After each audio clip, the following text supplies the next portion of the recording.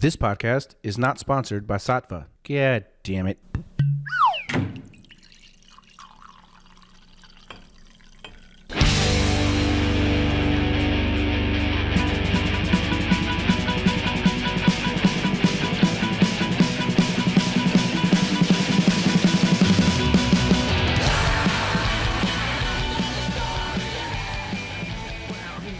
Sticks here a bit really in the Wiltshire countryside in England, and the Wi-Fi is not the best Wi-Fi. Oh, okay. So it might dip in and out. It might be okay. I mean, it seems okay now, so hopefully we'll cross our fingers. Yeah. All right, that sounds. We'll go with the flow. All right, welcome everybody to another episode of Face the Truth. My guest this week is an artist that I have been super inspired by for many years now. I think I found his work on Instagram, and just post after post, my jaw dropped. So really in awe of his work, much respect. Can't wait to talk to him. So everyone, please welcome Mitch Griffiths.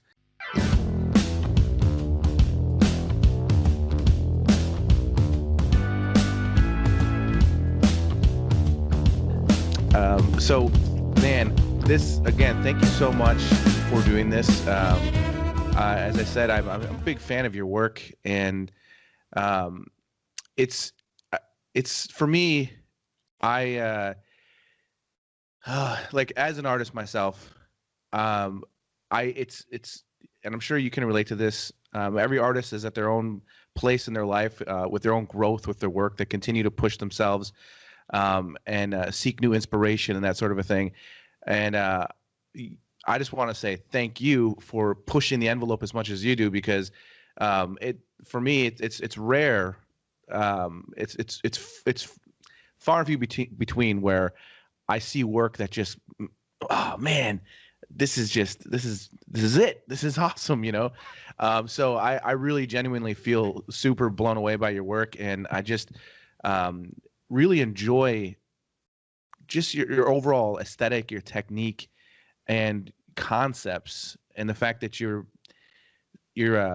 just kind of pushing the limit as far as I'm concerned with fine art, where you're taking like real life, modern society and putting your spin on that. So anyways, it's so great to be able to talk with you. Well, it's great to be able to talk to you, and just thanks for having me on, really. In regards to what you say, I mean, it's a two-way street. When I hear feedback like that, it's inspiring to me. And so things like Instagram, you know, get all the messages and the comments and the likes and that it's a real shot in the arm. It really spurs you on, because, as you know, life as an artist can be really solitary, can't it? So yeah, any kind of contacts you can get, and sometimes as artists we're not the best. You know, our best form of communication is through our art and on the canvas or the page or whatever. So actually speaking face to face, sometimes it's a bit of a novelty, really. Yeah. Especially about art. I mean, I almost have two separate lives: the life in the studio, and then my normal life with my family and my friends. And I try not to mix them at all, really. I do. That's hard, though. It is hard. But I try and keep the art in the studio, and I want to be 100% present when I'm at home. But, you know, like every artist, you've got a studio in your head as well. So, exactly. And as you know, it's constantly kind of whirring along, isn't it? Yeah, I mean, I can relate. I just finished a big deadline yesterday, and I put everything into it, very excited about it. But then I get home and I'm tired, and my wife, we have little babies, and she wants to go see Christmas lights and all this kind of stuff. And like, really? You know, but you know, it's the same thing. Like, I try to, you know, now I'm home, and now I got to, you know, be the dad and do all that kind of stuff. But it's interesting that you brought that up, because I think that is a huge challenge for those of us that, you know, work full time as artists. That balance of, you know, for me personally, I've made rules for myself throughout the years to try not to work nights, don't work weekends, and make sure everything is in this. The deadlines you have, though. It can be difficult, but I also, because I'm freelance, I've made rules for myself that like, hey, if I have to work a couple extra nights, I'll take a couple days off, make up for it, kind of a thing. It's my second marriage. I've had to learn. Okay. It's difficult. It is difficult, Yeah. and it's so. I think it's quite difficult to let someone into your art 100%, because you know what it's like. Just if you show anyone any piece of work you do, you have to get it to a certain level to be able to feel that you can show it. Yeah. I mean, I think in the art that you do, it's a bit more okay. Cut that. Let's just do it. We've got to do it. We've got to do it because it's so deadline based. But when you're on my side of things, where it's more, I'm in the privileged position where like a gallery will wait until, I've finished the body of work until I'm ready, and then I can bring it forward. And so your partner is naturally the first person. They want to be the person that's most connected to this work. And sometimes it's really difficult to convey what you're feeling, the confidence you have with it, but also you've got a confidence at the same time. There's a real insecurity with everything that you do, even if you're confident of your abilities. So sharing it with someone else, and normally, your partner is the person that means the most to you until kids grow up. So actually them seeing it, with my wife Kathy, like she's constantly like wanting to come in and see the work. I'm like, it's not ready. I don't need to see it. You've got to wait. She goes, don't get it picked up before I come and see it. So, and part of me, I want her to be in that kind of inner kind of sanctum bit, but I also want to wait until it's maybe also in a gallery setting where it's framed and the lighting's just right. It can really, she gets the full experience. Interesting. Because you have like your vision and idea for it in like already set how you want to present it. Like you're not, that's a really cool thing. It's interesting insight. So I do to a certain extent. Yeah. You can Okay. only control this, and it's an organic process. So all the way from if I have like the idea in my head to the actual execution of the painting, at any moment of the process between that, it can change. Yeah. Okay. Or it can go in a completely different direction, or it can reverse. So does your wife never? Is that usually how it works? That she doesn't see like the process at all. She does like, sometimes. She does sometimes. Okay. But then also because some of my subject matter has been a bit got quite a bit of teeth. It's a bit raw. And she'll just she's my best critic really. She'll just openly say, I'm not a fan of that. I don't, I like the way it's painted maybe, but I don't like what you painted and stuff. And I think it's good to have someone, so honest. Yeah. Can say that. Yeah. I'm lucky that way too. My wife is an artist. She's an oil painter as well. Okay. And she'll come down to my studio sometimes while I'm working on something, and I'll be in the middle of, it's like, it's at that stage where it's not looking right. It's just getting there. You're building it, and she'll be like, yeah, well, I think this looks, yeah, and it's like, it's enough. That's all it takes to be like, yeah, man, like, but she'll tell me straight up, and sometimes like she'll notice something that I never noticed. I'm like, oh man, or like there's a weird tangent there, and now it's like driving me nuts, and I'm like, oh, and it's one of those things where most of my jobs are crazy deadlines, like 1-2 days, maybe sometimes 3 days. And it's hard sometimes to be able to think 100% be on your game the entire time, because you're just trying to get that thing done and make it as good as possible. But it's pretty terrible feeling when something does get released out there, and then you notice, you're like, oh my gosh. Yeah. I did something for a huge advertisement. It was for the show called Schitt's Creek, and I was really happy with the work, and when it was put on billboards and things like that, and it's a little thing that only I noticed, but after it was done, I noticed the main guy's got very hairy arms and hands, and I noticed the one hand, I didn't paint any hair on his hands, but the other hand has all this hair on it, and the other hand is just clean. I missed that part, and it's that little thing that drives me crazy. Like, I wish I could go back. I mean, it's a digital painting, so I could just fix it, but I've left it because that's just the way it is. It's out there, and but that's the thing that gives you your edge. If you were to lose that edge, then you'd go off the boil, I think. To have that, to care 100% to make sure everything is just right. Yeah. So you've got to be a little bit tormented. Yeah, I think that's a little bit of our curse. Yeah. How have you been with the current situation of things in the last 8-9 months? How's it been affecting your life there and your work? Well, I live out in the countryside in Wiltshire, in England, so I'm not in a city or anything like that. And my studio is 10 minutes walk from my house. So even in lockdown, I was able to come to the studio because I don't actually see anybody on the way to the studio anyway. So our son was off school.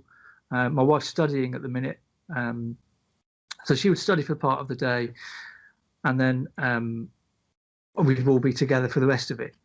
So I'd wake up at about 4:30, 5 o'clock, and I'd probably get a few hours in till about 2 p.m. and then I would go home. So we had a 12-week lockdown here in England.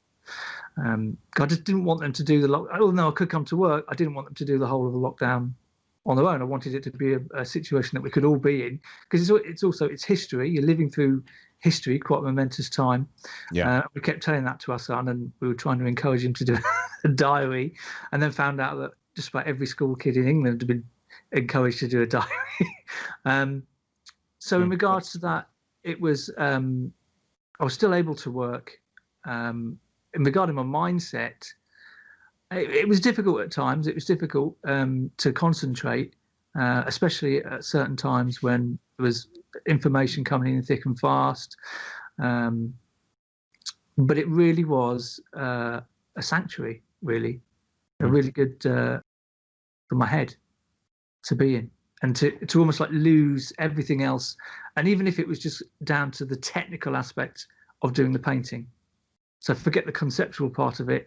Once I was actually there, once it was there on the canvas, I was just concentrated with what the paint was doing. So it was almost a meditative process. Yeah, right. That makes a lot of sense. Yeah, it's interesting. I've talked with a lot of artists some people have not been able to do any work at all. I mean, for me, I don't feel like I've had a choice. Like I just keep going. Especially right now, it's been slower than normal. So I'm eager to take on anything that comes my way. But it is interesting material though to go through. Yeah, but I mean, it's like the whole idea of everything that's going on in the world right now, and it's pretty crazy. And I think we as artists, we share our emotions are so much a part and like intertwined with who we are and our work. That it can be very difficult sometimes to focus. Like I've definitely felt that, but at the same time, it is one of those. I like what you said about to your son that you should be keeping a diary, because I've often felt the same thing during this whole pandemic and everything, the pandy as we say. It's one of those things that we are going to look back on and be like, man, can you believe that? Like, it's a serious just fork in the road, I guess, of like it took everybody off guard in so many ways. But I can imagine for someone like you who definitely works a lot with your work is mainly conceptual. Has this been inspirational for you for new ideas for future paintings? Oh yeah, it has really. It really has. But it's also what I've wanted to convey a more positive kind of outlook with my work. I think that's the difference that it's had on me. In the past, I've kind of relished the low points and brought them to the fore almost. But I've wanted just to do a bit more kind of positive stuff really, and that's been a challenge in itself, just to create it, to make it go that step further about how can I give something more, like create a bit of hope with something that you see in one of these paintings. So I think that's how it's changed. But regarding the last few months, I think like everything that happens in real life, there's like this massive situation going on with the pandemic, but there's also a daily sense of the mundane and the domesticity of it, and things just carrying on. And there isn't any of this, if someone had said to you 5 years ago, in 5 years there's going to be a global pandemic, you imagine like people running in supermarkets. I mean, they did do a bit, but having to hold up somewhere with guns and stuff and barbed wire and things like that. And it's been 10% that in certain areas of day-to-day life, but mostly it's just been almost like a I don't know, like a Shaun of the Dead kind of thing, where it's just you just carry on as normal. It's like, oh yes, then there's the pandemic. Yes, Yeah, yeah. that is interesting. I mean, I'm in Chicago, and I was pretty nervous that when this stuff started happening, that it was going to be just like that. Like there was going to be, I mean, because already there's like shootings every day here and craziness. So I was like thinking this is going to be berserk. And at the beginning, I don't know what it was like there in England, but here when people started like overbuying toilet paper and like the shelves were empty, I've said this many, many times.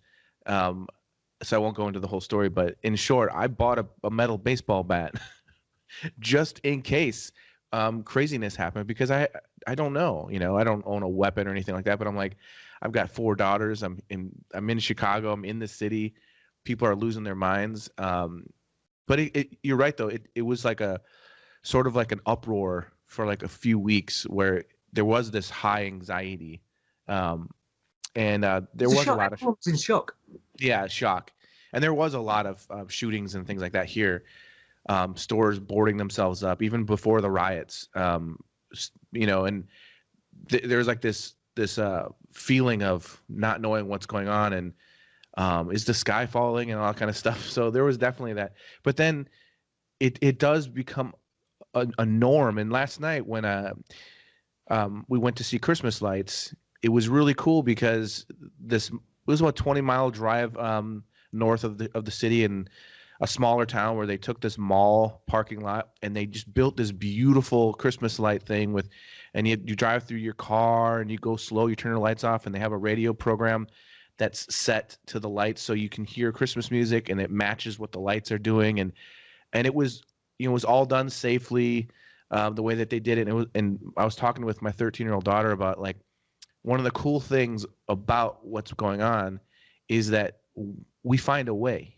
We find a way to, we're not going to let this stop us from, doing fun things, celebrating Christmas, or, we have to be safe for Thanksgiving and stuff, but we still found a way to celebrate, to be together, to be family. And I've noticed so much, with just in the art community, the creativeness and the different unique things that people have done to make it work, to continue on.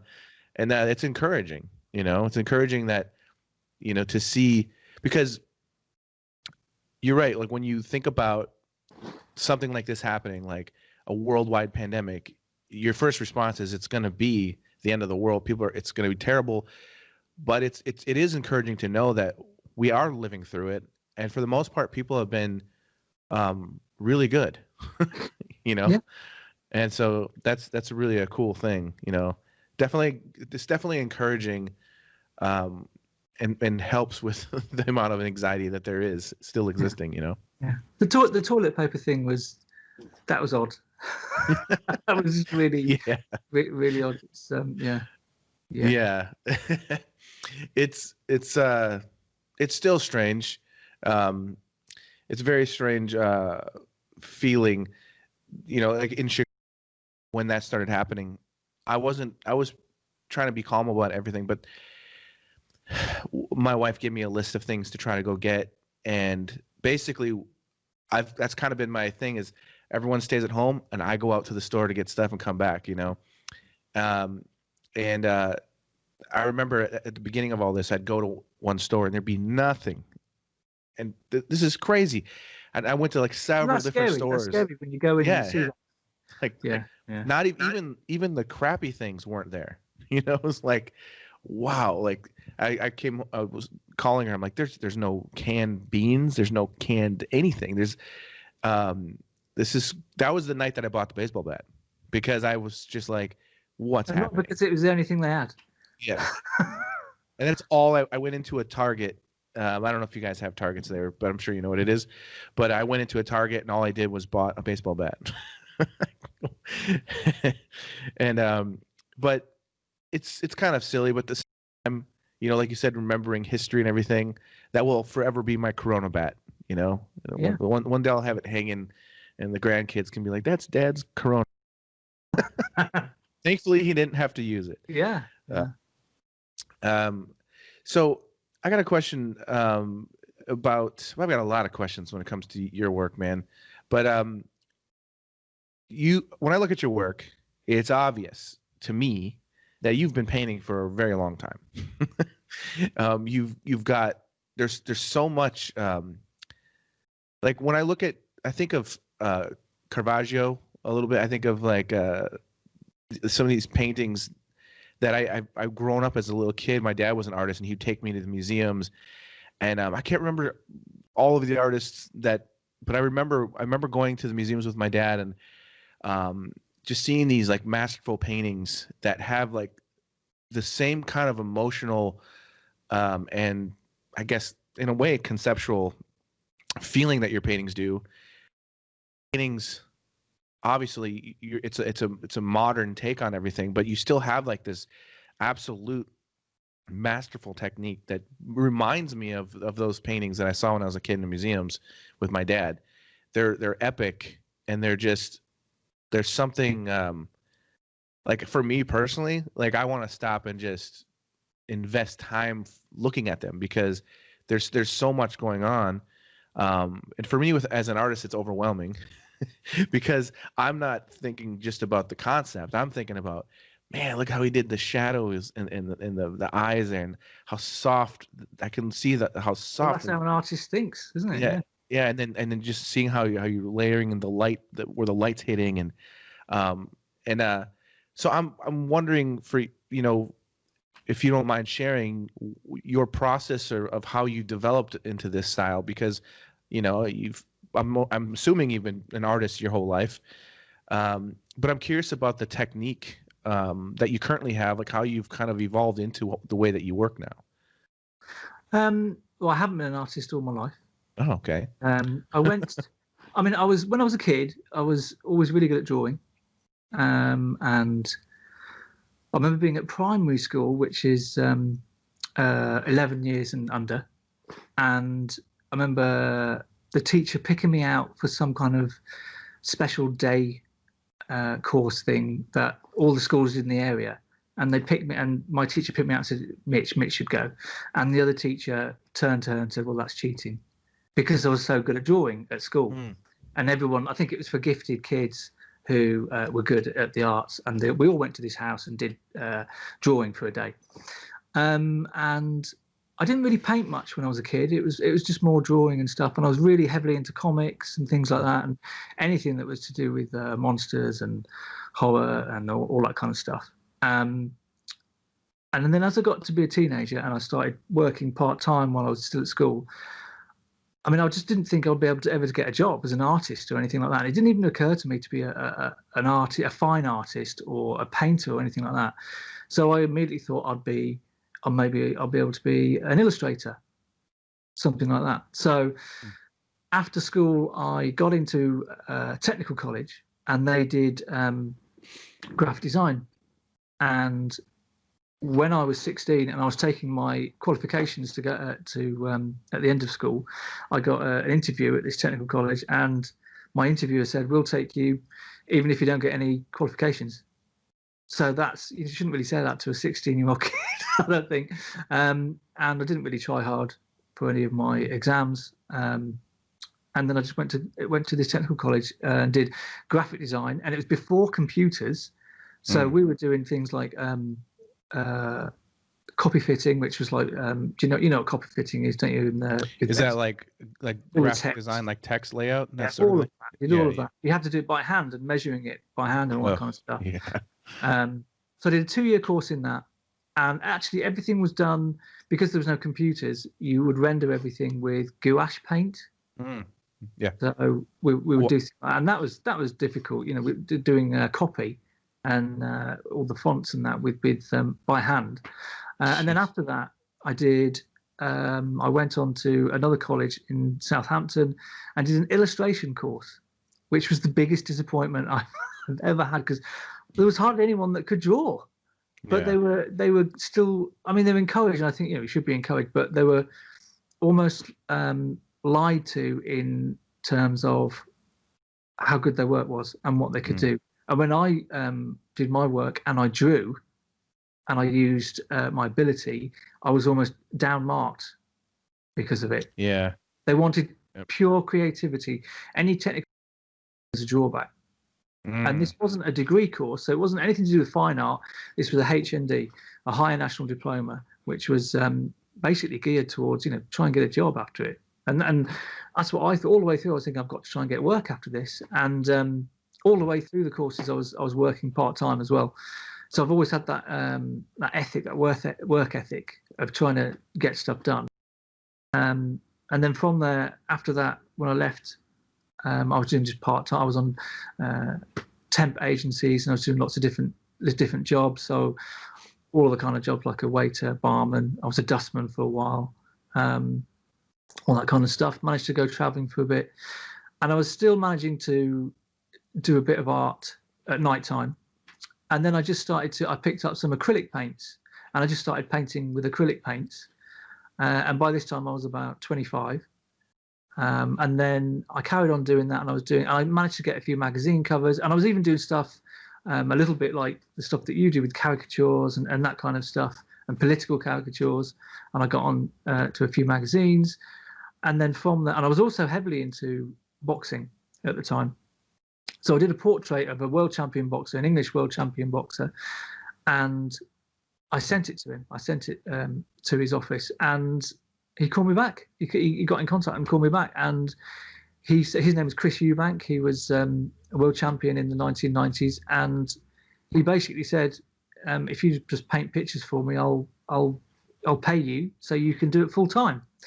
So that was 1994, something like that. Wow. And I was still painting in acrylics, and then from there I moved down to Cornwall, and I was employed to just basically create paintings and artwork for this luxury retreat down in Cornwall. And I did that for a few years, and it was down there where I thought, I'm just going to have a go at painting with oils and see how hard it could be. And of course, it's completely different to acrylic paint. So it was completely different, and it was real trial by error, seeing what worked and what didn't, and a lot didn't. But I didn't really know anybody in Cornwall, so I was working for 12 hours a day, something like that. But I had full access to the swimming pool and the gymnasium at this luxury. It wasn't open yet, so it was almost like being in the Overlook Hotel and just being able to just paint all the time. So that was kind of an intensive way of me going into like my own workshop, really, and seeing what worked and what didn't. And so I was 20. I think I was 28 when I did my first oil painting. I'm 49 now, and it just I enjoyed it. I really, really enjoyed it, and I just carried on. Once I went to oils from acrylic, I couldn't go back. Couldn't go back to the other medium. I've loved it ever since. And at the same time, I was managing to go to London, and I discovered museums. And like yourself, like when you go in a museum and certain paintings stop you in your tracks, and I had lots of epiphanies, stood just like this in front of massive paintings. Yeah. And something connected. I thought, that's what I want to do. And I want to do something like that. And also went to the BP Portrait Award, which is the have you heard of that? The competition. I stumbled on it accidentally one year. I've often thought about participating and doing a portrait or something for that, and maybe one day I will. It's just I'm always finding myself. It's hard to find my free time to do my own paintings. But I was in Scotland. I think it was 2012 maybe, or something like that.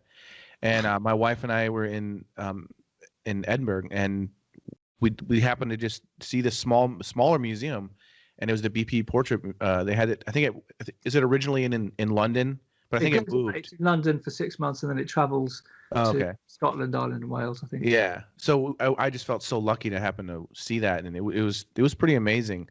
It was the year that Aaliyah Chapin won for portrait. Brilliant. Yeah, it was, and it was funny that she ended up winning, because it was like the first painting that caught my eye when I walked in. It was just a brilliant painting.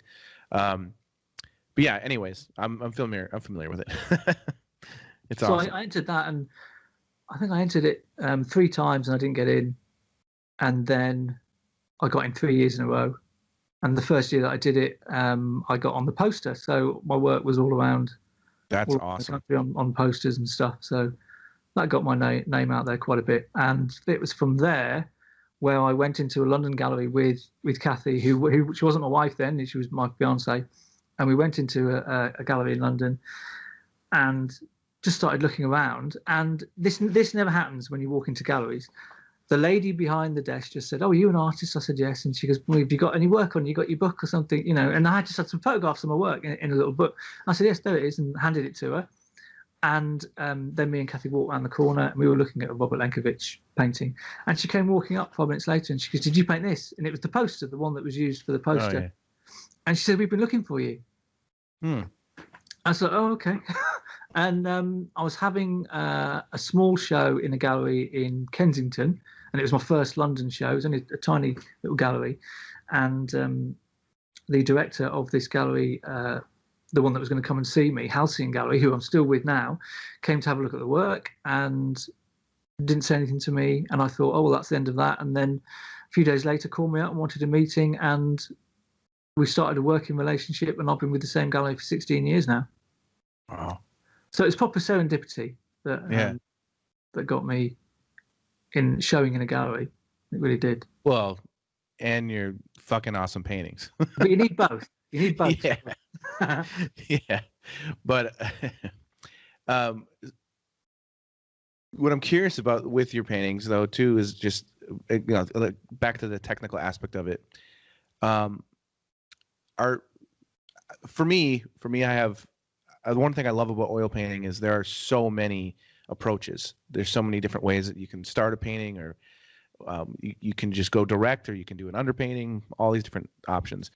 And so I'm curious what your approach is. It seems, I mean, do you do sort of, I mean, I could be completely wrong, because I just remembered while I'm asking this, I just saw you post something yesterday with the steps, which it looks very direct, that you just like started blocking it in. I was going to ask if you do something similar to like a Dutch Flemish technique where you do like a raw umber underpainting with some thick white where the light is. And I mean, I don't know. I'm very curious because I don't get how you do it. Well, I don't really have a conscious technique. Yeah, I do. You're right in the fact that I do quite a few different bits, and sometimes I'll go through a phase of just painting directly and grabbing a massive thick brush and just whacking it on and whacking it on full color, and then just almost like I always say that I focus the lens of the camera, and the brushes get smaller and smaller and smaller. Yeah. Or I could go the way of what you say, which is do a grisaille, a tonal painting first, and then go over it. But sometimes I've noticed when I do a tonal painting, I'm just painting over it again. Yeah. The color. So then sometimes I'll say, well, what about if I did a grisaille, but it wasn't a grisaille. It was almost a full color, but it's almost pastel-y, and then just increase the color. But then also you could do it where you could do a drawing first on the canvas and then paint it. But then for me personally, it doesn't really feel like a proper painting. When I want to start a painting, I want a paintbrush in my hand. Mm-hmm. And I want to make the construction marks. I want almost like you see the scaffolding on the. Yeah, that's what I like when you share those steps like that. It's really cool to see that. I enjoy, as much as I enjoy putting the paint on. Yeah. You can make the mark and create body and form by taking it off. So you get a rag in your hand and you just wipe it off, and boom, you've got highlights. Because sometimes I'll just put a wash over the whole canvas and then just take the highlights out with a rag. Yeah. Okay. But every painting. You've got like, there's something about your work that made me think about the Dutch Flemish type approach, is because there's like a glow. There's like an luminosity coming through in a lot of your work. So just curious. I mean, I haven't seen them in person, so it's different. But I've seen some of your close-ups, and I mean, I just like stare at them. Like it's so cool to see the close-ups like that. And I really appreciate that you share those, because, you know, it's even the one you shared recently of a hand. It's really encouraging, I think, for artists out there. They just see the final product, and there is mystery in that, because there's so many different ways that it could be done, but to actually see like how it started with just a few rough marks, and then you just build up your values and your tone, and you I think that's the mystery in itself. Yeah, you can see it just like refining and Yeah. And it's really cool. I actually just had to do that for a client. I just did something where like this doesn't happen all the time. If it every once in a while, but they want you to save steps while you're working because they might want to share something. And so I just did that for a portrait painting I had to do, and it was really interesting just for myself when I was done to go back and look, because I don't really think that way while I'm working. It does start with nothing, and then you just start building, but to go backwards and look at it in phases is really interesting. It's like, what was I thinking at that point? But I was just working my way to get to what you see at the final. Yeah, and it's not really quick. And when you document them like that, you slow everything down and you can guess yourself. But I always find that I'll look at maybe the third stage in a process if I've documented it, and I really like that third one. Yeah, just like how it is there and stuff. But when you're actually doing it, there's kind of a mechanism in my brain that is just trying to get to a certain point. I do have lots of paintings that are much looser and stuff, and it's good to go loose sometimes. It's almost like a tonic, really, especially if you've been you're at the canvas like that and you've got a small brush. But then again, there's no it's really difficult to pin down what kind of technique I would actually have, because then I might at the end of the painting skim over it with a really large brush and get some scumbling going and stuff, or scrape it with a palette knife. Yeah. I get it. I get it, man. It's an organic experience every time. Yeah. I mean, you do start probably, I'm assuming, like you mentioned, with the larger brushes, start larger, go down to smaller as the painting, like you're focusing in. Mm-hmm. I do the same thing traditionally and digital. But it's interesting because I also teach. I've been teaching since 2006, and it's one thing that I've been telling my students for years. Start with the big brushes, the big shapes, and you work in. It's fun. It's interesting how people just want to get right away into the detail without no structure. So that's why it was really cool. I really love when you show those processes like that. Obviously, with the concepts that you work on, a lot of thought goes into it. A lot of thought goes into. It's not, you don't just start a painting. You think about it, and I'm sure you probably do some sketches and little mock-ups and stuff. So I'm curious about that and your process of, getting models, and because that's a whole art in itself, right? Just to be able to set up the lighting the way you want, and so is that kind of a long process before you even get started on the painting, just to get that to work? Yeah. I mean, it took me a while. Like, as I got more successful, I was able to get a bigger studio. So I started off in a spare bedroom. Yeah. And so, like, I don't know if you're aware of a painting called Inebriated Nation, where it's lots of people, and it's like a deposition kind of religious kind of painting from Renaissance, but they're all drunk, basically. Oh, okay. It's a drinking culture in Britain. But it was a massive 6.5 foot painting. And the dimensions of that painting were dictated by if I get it through the door and out of my house. So it was in a 7 foot square room. I was just able to get it out. Wow. And then I moved into my first studio that was outside of the house, and that was like 15 by 30 foot, something like that. And I kept the linoleum that was the floor of the spare room. And I've still got it now, and I keep it in the studio to remind me these were the dimensions of my first studio. And now I'm lucky enough, I've got like a warehouse. It's 2,000 square feet. And that's awesome. What I wanted to do was replicate what these paintings would look like in a gallery setting. So it gives me that the proper kind of group appearance of the whole show together, but also a space that could give me everything I needed in regards to drawing models, photographing models, and getting the lighting right and getting it big enough. Whereas if you're using harsh lighting, it's not bouncing back off and ruining low lights.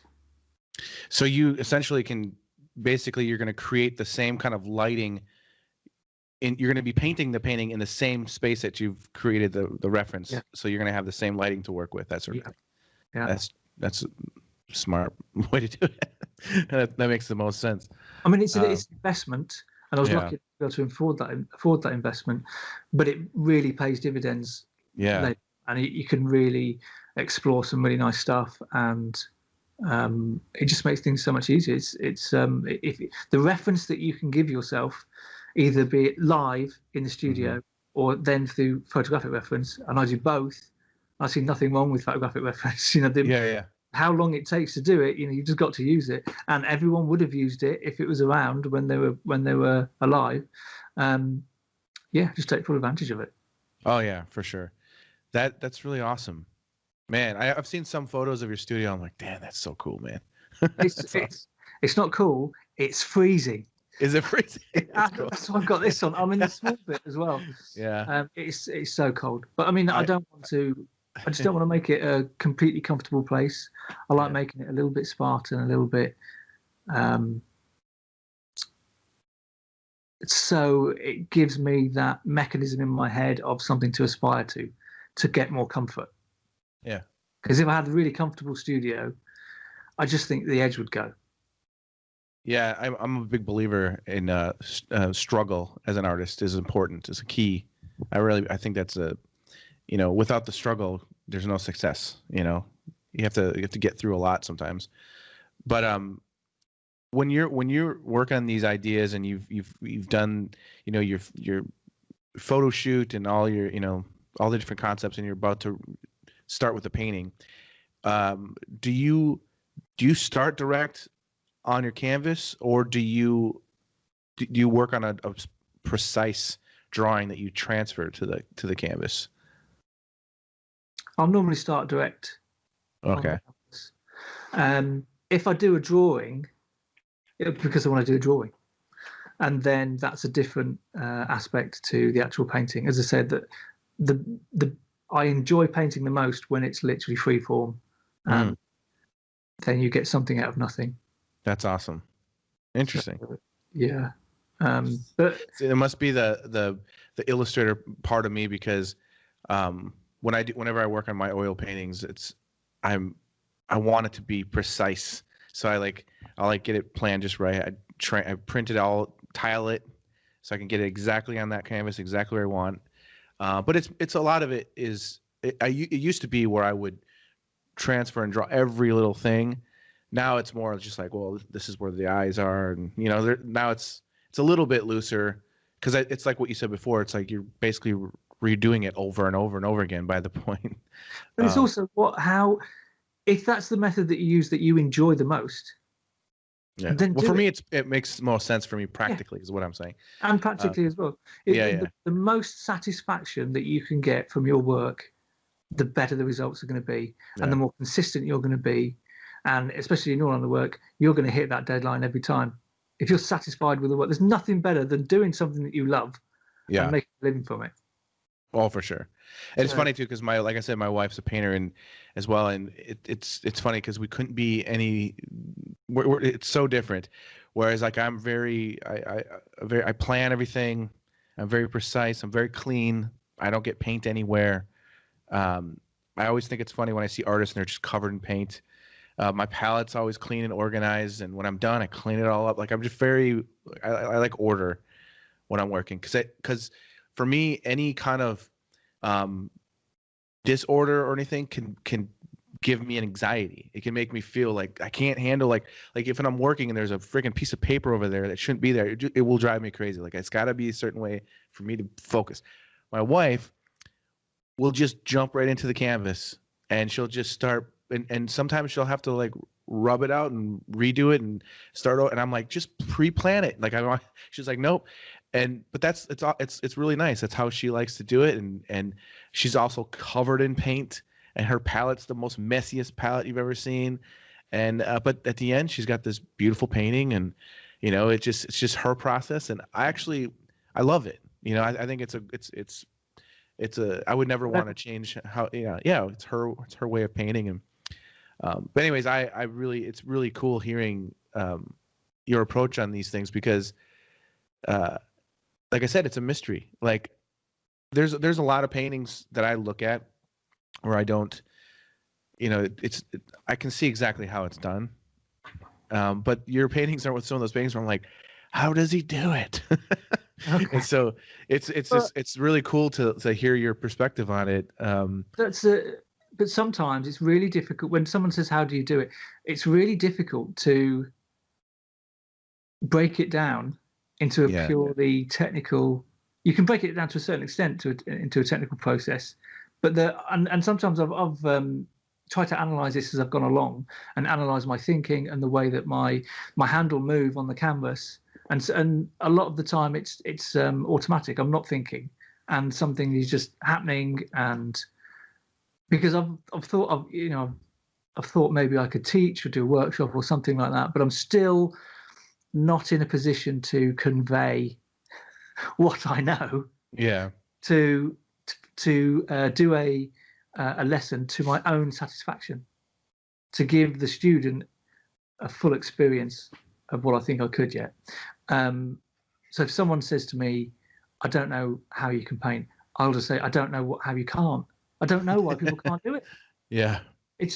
I mean, obviously I've gotten better over the years because I do it so much and I've practiced and honed my skill set. But the actual thing of being able to pick up a pencil and draw what you're seeing, I've always been able to do that to a certain extent. I picked up things on the way and now you can see lots of workshops on YouTube and lots of drawing lessons and stuff like that. And I'll look at them and I'll just think, and I go, oh yeah, but don't people do that anyway? Why do you have to be taught to do that?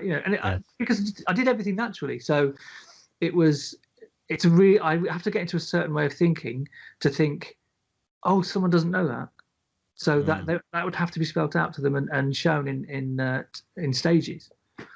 Yeah. So at the minute, the easiest thing for me to do is just take photographs as I'm doing them and then just post them up. And then because anyone who wants to be an artist, it's a visual medium. They're visual people. The most they'll learn is from looking. Surely. Yeah. This is a technical question, but are you really big into mediums with your work? I know some artists barely use a medium, but I imagine you must with. Yeah, I started using like a lot of layers and stuff. Yeah, I started using medium about 5 years ago. I didn't use them before. I didn't even know they existed. So it was like straight up oil at the beginning.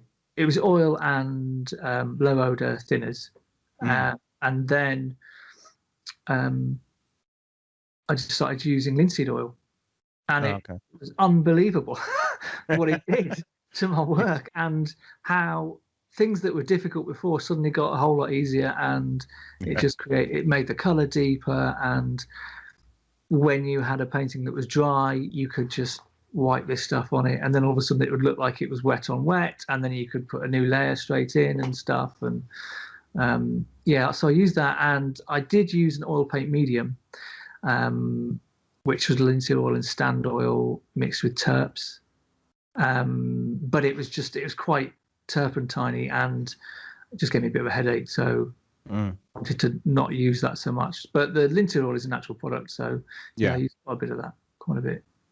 That's awesome. Do you have specific type palettes that you enjoy working with that's like a regular set palette, or do you kind of just whatever seems to work for this particular idea, you're going to use whatever it takes? I've got a color list of a palette that I like, and because I know that certain colors now, again, as I went on, I learned by trial and error what certain colors did. Not all reds were the same, not all blues were the same. Earth colors have got a whole different kind. You start off your painting with an earth colors and then go into other colors. In regards to my palette, I'll leave colors on my palette for a good few days because I want them to oxidize, so they start the drying process already on the palette, so then they don't take so long on the canvas. And then there's some colors that dry overnight. If I want to be able to work on something, get a layer in, and then be able to work on it the next day, I'll switch the color that I use, knowing that I can switch the longer lasting color on the final few layers. See, that is the first time I've heard anyone say that. That's really interesting. That's really interesting. I like that. I mean, I mean, for me personally, I'm more of a limited palette. I just feel comfortable that way. Like I like to keep it very simple. I focus mostly on value and temperature, and I just find I feel comfortable that way. When I start introducing tons of different tubes of paint, it starts to just get a little bit crazy. But I like for example, I prefer to mix my own violets, to mix my own oranges and my own greens, and so I feel like there's more harmony that way. But I don't have that issue that you brought up because I'm using these. I'm very familiar with these colors and how they work and what I can get out of those. But then I'll every once in a while I'll see someone like Jeremy Lipking painting or something, and I'll just see his palette and there's like a million colors on there. It's like, holy! I feel like I'm playing checkers and they're playing chess or something. You know what I mean? Like it seems a little bit too like, okay, goes over my head a little bit. But he's one of your caricatures, and he might not be able to work to your time constraints. Well, we all got our strengths. Yes, exactly. It's interesting because one of the things I love about the opportunity that I have with doing, like I just finished a portrait of I can't say who. I almost said it.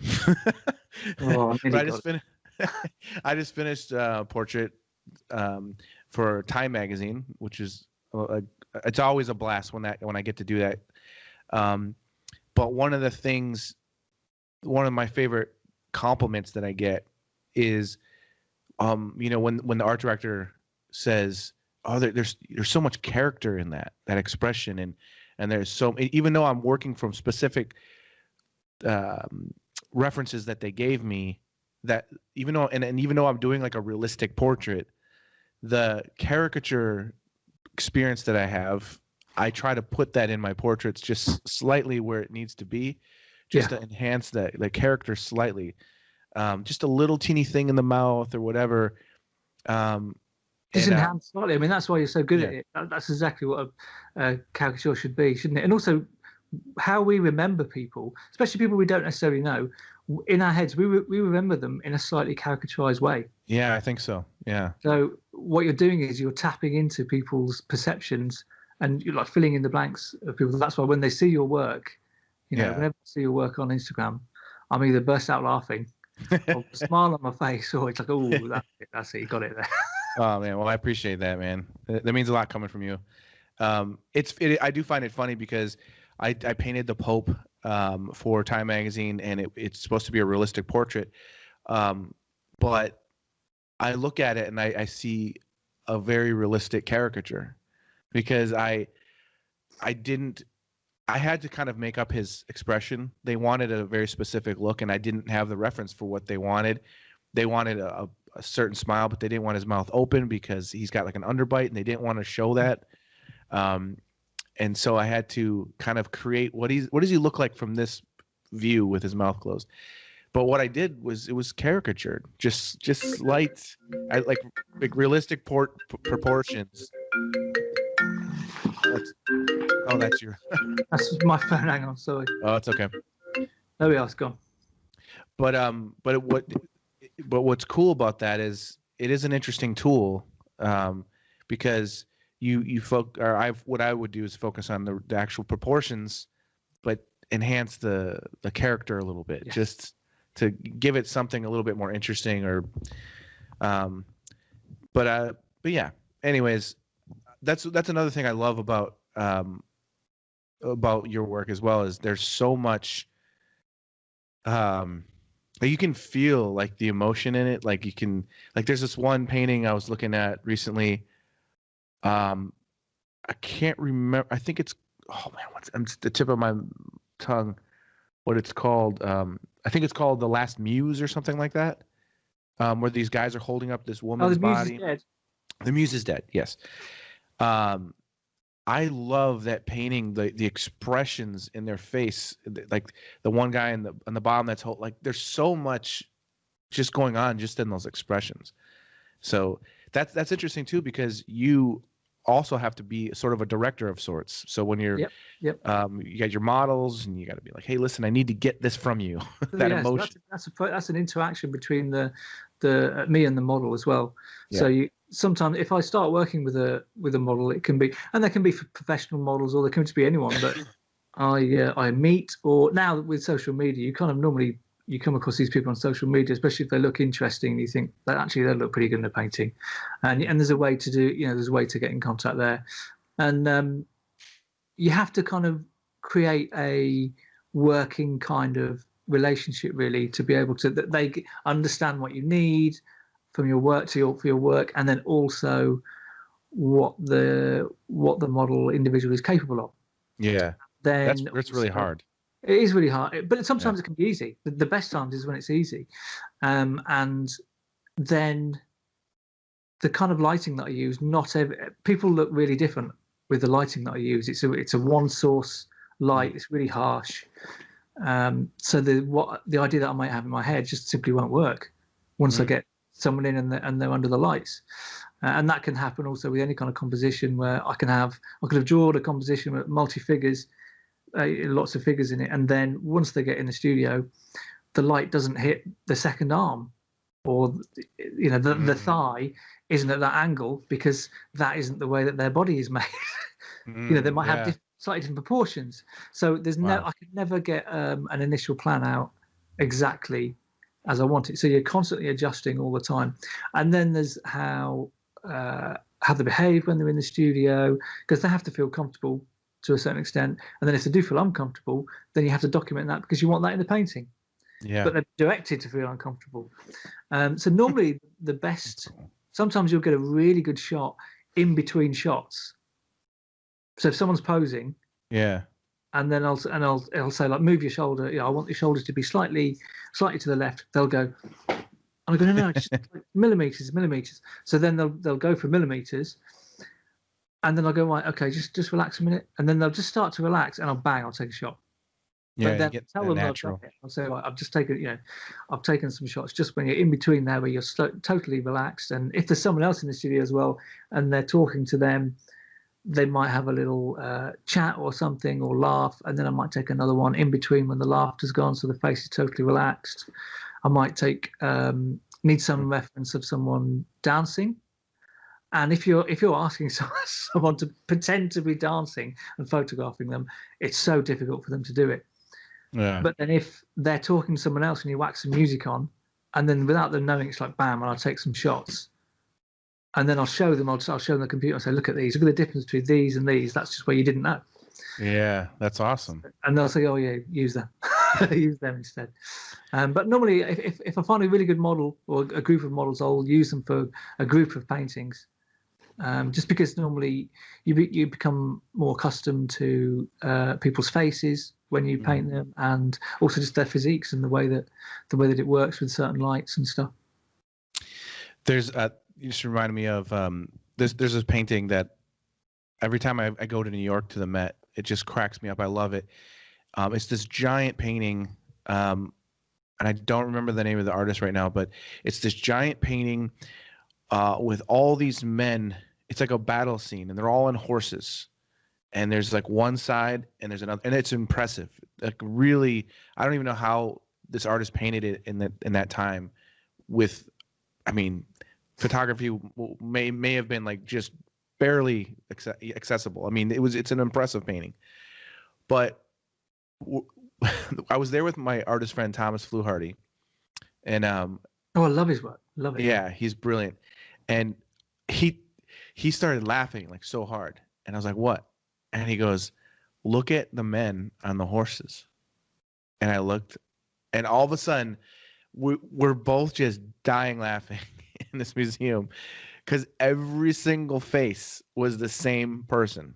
Okay. There was like 30, 40 or more people, and they're all the same exact model. And it just was so funny because you don't realize at first, but then some of them more sideburns or whatever, just difference when you realize that artist was just like, I don't know if who he was using, but it was just one of those moments where the joy and the laughter that Tom and I at that moment was so funny. It's just And like to get that little insight into the yeah, mechanic as yeah. well. It was really cool. Do you need me to put a light on? If you want, yeah, it definitely got darker there. I mean, it's 10 a.m. here and what 4 p.m. or so there. There you go. That's a little bit better. Better? Yeah, that's a little bit better. God, Yeah, yeah, I can see you now. It got darker. But anyways, hey, again, thank you so much for taking the time to talk with me. I really, it's great to talk with other artists. That's why I do this. I love to hear your stories and techniques, and it's just your work's just so awesome, man. I showed my wife. I'm like, I'm talking with Mitch, and she's just like, oh, she loves your work as well. So, but I'm a fan of yours, Jason. Well, I'm honored, man. Seriously, that's amazing. Thank you. I of course, something I do not every episode, but most episodes I ask fans if they want to draw my guests. So this week I've got some fan art to show you. Okay. And so that's brilliant. Yeah. So this first one is done by Jared Hobson, and I know Jared. He's actually was a past student of mine years ago, and the cool thing about him is he is constantly pushing himself and changing and trying new techniques, and and this look is completely different than anything he's ever done before. It's like a brand new style that he's working on. And, show my wife that. Yeah. Oh, I'll email these to you as well. Oh, brilliant. Okay. Yeah. But it's really cool. I really love seeing him push this new technique he's doing. So it's kind of cool. That is my nose. Oh wow! This one is by Graziano Di Carlo. Brilliant. Yeah. Oh, he's got my found lines. I've had them since I was like 15. Yeah, that's painting too much. That is. That's brilliant. Love it. That's funny. And this is pretty cool. This is by Ari van der Weist. Oh, he's made me more handsome there. And this is interesting too. Very nice. This is a digital painting, but it's some kind of impasto brush or something, but it's got an interesting look. Yeah. I mean, it really kind of feels like wet paint. Yeah. It's interesting. Nice, very nice. Yeah, it's very cool. Yeah, you look very suave. I do there, yeah. He's done me a few favors there. That's funny. This is very good, yes. This is by Dominic Zeilinger. Oh, right. Yeah. Cool, yeah, I have got massive eyebrows, yeah. Very cool design element, I think. It is, yeah, really nice, really graphic. It's pretty cool. Yeah. I like that. This is by Jacques Lamonnier. Yeah. Wow, I really do have lockdown hair. Oh man, your hair looks pretty good, man. I basically got one haircut this entire time, and I'm about ready to get another one. But my hair was really crazy for a little bit. Oh, was it? Oh. Nothing was open. yeah, mine went crazy, and then Kathy cut it once, which is very funny. Yeah. A lot of my friends just shaved their heads. A lot of my male friends, they just shaved their heads. Yeah, my wife gave me a pandy haircut, like I think 2 or 3 months in, and it was okay. I was pretty actually impressed. You can't criticize that really. No, no, you can't. Oh, that's good. Oh, here's one. This is by Waleed Shihab. Very nice. Yeah, and there's one more, and this one is by Christine Varadi. It's very nice, I think. That's really good. That is really good. Yeah. Wow. Yeah, it's pretty cool. I love when there's a mix. It's funny. Sometimes I feel like, some guests get taken, a little bit, by surprise, and because a lot of my fans will do caricatures and they're like, oh, what did I do? Is there something, I'll take it a weird way. And then sometimes I'll get tons of portraits sent in, and sometimes it's a nice mix. And so this was a nice mix. I thought it was really good as well. The skin tones are really good on that because it was just an iPhone photo, so it wasn't the best photo, wasn't the best reference. Yeah, it's done really well there. Yeah, it is hard sometimes, like with from like those kind of photos, but she definitely has some skills there. I've never been painted by anyone else before. Oh, really? Yeah. Wow. It's a really weird experience being painted by someone else. Brilliant. That's awesome. Well, that's cool, man. That's part of why I do it. So let's see here. You're back. I'm back. Okay, cool. Well, thank you everybody for doing those paintings. Thank you very much. It's awesome. Yeah, it's really cool. And again, thank you so much for joining me for this, man. I really appreciate you taking the time. And before we end up ending this thing, is there anything that you want to promote or anything coming up that you want to let people know? Obviously, like your social media to follow that. But do you have any kind of exhibits that you're working on or anything coming up? Yeah, I've got a big show that I've been working on for a few years. It was postponed a couple of times, and obviously it was postponed from last year. It's going to be next year. It might be in the spring, it might be in the autumn, but it's definitely happening next year. And that will be in London at Halcyon Gallery in Mayfair. But I'll be posting lots of updates on my Instagram, which is Mitch_Griffiths_paint. That's my main kind of outlet. Really, I haven't updated my website for ages. Really, it needs updating. I don't do Facebook or any other kind of social media. It's just Instagram, really. But yeah. Working away, and I will be in a gallery next year with a bang. Awesome. Well, thank you again, man. And to everyone else, thank you for your support. Thank you for checking the podcast out. Please smash that like button. Till next week, we'll catch you all later. You want answers? Find the truth shall set you free. I think I'm entitled. You want answers? I want the truth. You can't handle the truth.